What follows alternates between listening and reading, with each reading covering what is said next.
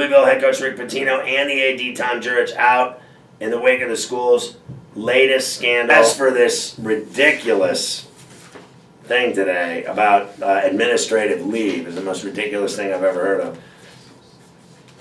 It's a contractual thing that they can't just fire him at the drop of a hat. So what they're going to do is they're going to put him on administrative leave, and then they're going to fire him in 10 days. I have to tell you, I read a story tonight by, I think it was Seth Davis. This is the one that really got me, where I just can't agree with this. And fair enough. It's not like I'm right all the time or anything like that. Here it is. It's at the end of the article. He wrote this.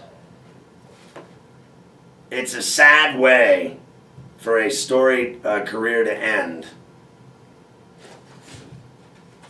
It's not sad. What's sad about it? It's not sad when you're a lying piece of shack your entire career. He's been like the mob.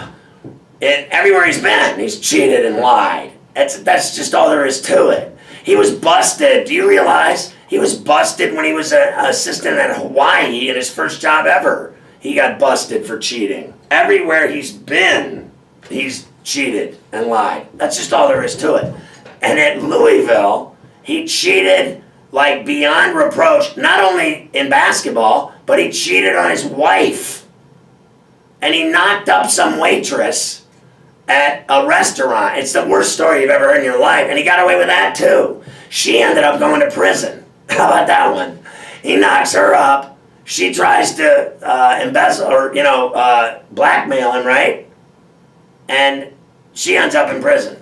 Meanwhile, he gets his job and everything back like nothing happened, and his wife. I don't believe for 1 minute, ever, like I said this from the jump, from the very beginning, the entire scandal with the strippers and the drugs and the sex parties for recruits, that he didn't know anything about that, that was the most laughable one yet that I've ever heard. I used to say, do you remember when I said that? This is the most laughable thing I've ever heard.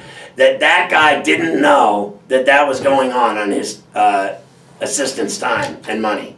He didn't know they were having these parties for recruits. That is the biggest load of shack I've ever listened to in my life.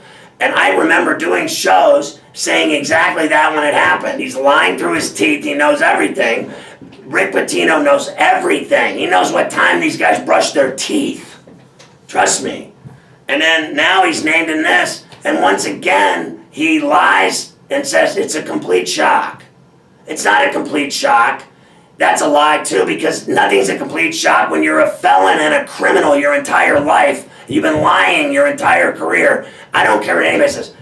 I am telling you, I've never once said anything bad about the guy as a coach. I think he's a great coach. He can coach, man. That guy can coach. Without a doubt, he can coach. There is no denying his greatness as a coach. But what he did off the court and running these programs, he's a thief. That's just all there is to it. He's a liar and a thief and a cheat, and that's just all there is to it. And there's nothing sad about it. What's sad about it? We're supposed to feel sorry for this guy? That is the funniest thing I've ever heard. It's sad. What's sad about it? It's not sad that he got busted finally and fired for all of his nonsense. There's nothing sad about it.